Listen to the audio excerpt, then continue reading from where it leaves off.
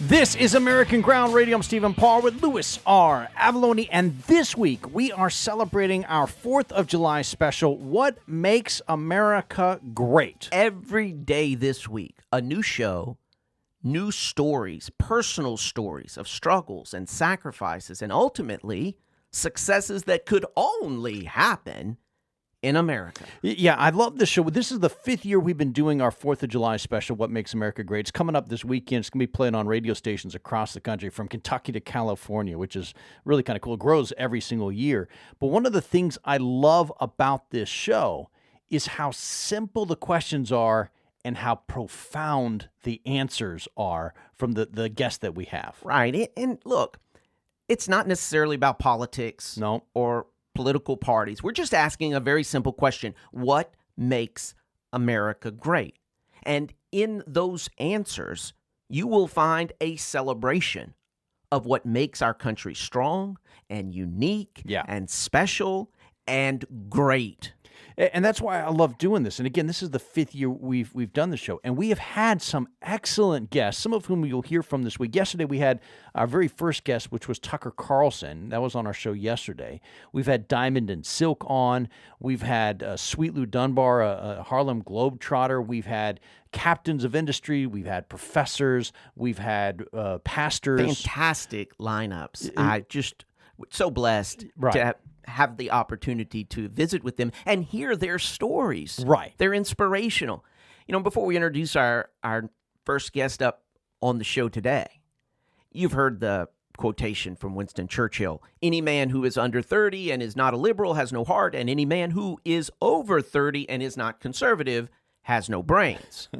Right, yeah, so, I love that one. Well, it kind of captures, I think it does very well, the common notion that if you're on the left of the political spectrum, you're young and foolish. Well, maybe not so much foolish, but idealistic. Okay.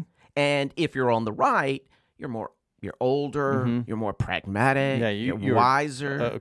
Curmudgeon. No, not at all. Okay. I mean, do you think that holds true? Well, when you look at the data, yes, it does. Younger people tend to vote Democrat. Older people tend to vote Republican. You see that just generation after generation. But there are countless young people who have embraced conservative principles that are influential voices across the country. It's like any stereotype. Yes, it may hold true for a lot of people. There are lots and lots of exceptions, and the exceptions just show how false the stereotype is. Maybe like our next guest. Yeah, Tomi Lahren is our guest today. You've seen her on Fox News. You've seen her all over the place. She was on Breitbart for a while. She was on The Blaze. She's got her own internet, big-time internet following. And boy, one of the things I remember from our interview with her was just how powerfully she spoke for someone at the time in her 20s. I thought that was really, I think she's just now 30. So she hadn't been that many years. No, it hasn't. But she credited her family. Right. Isn't that interesting? For her conservative principles. Isn't that interesting? So we're going to be bringing you these interviews all day today. Let's get started with Tomi Lahren. America! And joining us now, Tomi Lahren. Thank you so much for being with us here on American Ground Radio on our 4th of July special. And you've actually been on the show before. A lot of things have changed for you. Folks, remember that you were on The Blaze and you had your final thoughts, and you've been on Fox, you've been all over. Catch people up. Where are you now, and how can they stay in touch with what you're doing and the message you're bringing to America? Well, since I last spoke to you guys in 2017, I've moved a couple of different states. I've now fled to the wonderful state of Tennessee from California, and I'm also now in about my 3rd year at Fox News as a contributor and also on our digital streaming platform, Fox Nation. So all of my commentary, all of my final thoughts are now housed there, and I'm just happy to be out of California, guys. Right, into a no-tax state there, a no-income tax state in Tennessee. I can imagine that's a pretty big difference for you. Tomi, we've been talking, one of the things that we ask folks on our 4th of July special, the whole point of it is we ask, and we like getting all these different opinions, What is it you think makes America great? Well, there are so many things that make America great, but I think especially in what we've been going through in the last several months, and especially in the last month with the way things have been in our nation, although it seems like a very dark time, although it seems like a very dismal time, the thing that I remember in times like this is actually how great our people are. There are many other countries in the world that are great countries, but you don't see its citizens stand up for themselves like you do here in the U.S. You see great patriots who are coming out now, speaking out against what's going on. And, you know, I might not agree with everything that's coming out of everybody, but I do appreciate the fact that Americans are willing to stand up for themselves. And I think that's what makes our country so unique. We've got a lot of people out there that exercise their First Amendment right. And that's truly, to me, what differentiates us from every other country in the world. And we're proud to do it. With all of this pandemic or the response to the pandemic, the government response to the pandemic, did it surprise you that so many Americans, and maybe it's a bit overstated, but that so many Americans were so willing to sacrifice or otherwise surrender their liberties? Yeah, that was concerning to me, and I did a lot of commentaries on it. I think in the month of March, everyone was willing to do it for a few weeks, even a month. Everyone wanted to flatten the curve. Everyone wanted to make sure we were doing our part. And then when it extended months after that and people were losing their jobs, their livelihoods, and really their businesses that they had poured years, if not decades into, it was heartbreaking. But, you know, I talk about this all the time, even when we're talking about things such as gun rights or freedom of speech. And I tell folks, especially millennials, people that are my age, I tell them, once you give your rights away, it's a fight to get them back. So remember that when you're giving them away. But yes, I was surprised to see that. I think everybody had the best of intentions going into it. Everyone wanted to do their part. But I was also happy to see a lot of patriots stand up when the infringements and the tyranny were getting too much and lasting too long. I was happy to see them stand up. You saw it in Michigan. You even saw it in California. People saying, wait, something's not right here. Another thing that makes America great. We're willing to speak up when things just aren't quite seeming correct to us.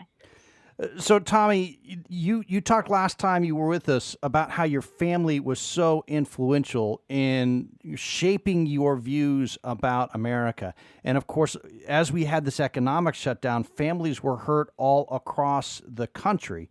How did you stay in touch with your family, and what's your thought on the impact on the American family from the shutdown? You know, I think that's actually twofold. So on the one side of it, I do think a lot of families were able to become closer, whether they liked it or not, because they were in the same household. Right. So I think that being able to resume things like family dinners, of course, that was unintended, a bright spot of everything that happened with the pandemic. But I think that was one of the things that I hope people will continue long after that. But, you know, for me, my family lives in South Dakota, and that remained a free state. Our governor in South Dakota never put them on a stay-at-home order or a lockdown. So my family was able to escape a lot of the issues that came along with states like California, which I was living in the heart of the pandemic. So for me, I appreciate states that did maintain their liberty. And that's one of the reasons I fled California to come to Tennessee. I saw the writing on the wall. I still follow California and Los Angeles on a daily basis, everything that's going on there, not only with the pandemic, but with the protests and everything else. And I got to tell you, I have used that as a warning for Tennessee and for Nashville on what happens when you start giving away your rights and when you stop paying attention. You obviously have such great passion and love for this country. When did you realize that America was great, that it was exceptional? Do you remember that moment? You know, I've always felt that America was exceptional. I was raised to believe that. And I was raised also with family members who served in the military, several family members who served in the military. So that was always ingrained in me. This country is worth serving, and this country is worth sacrificing for.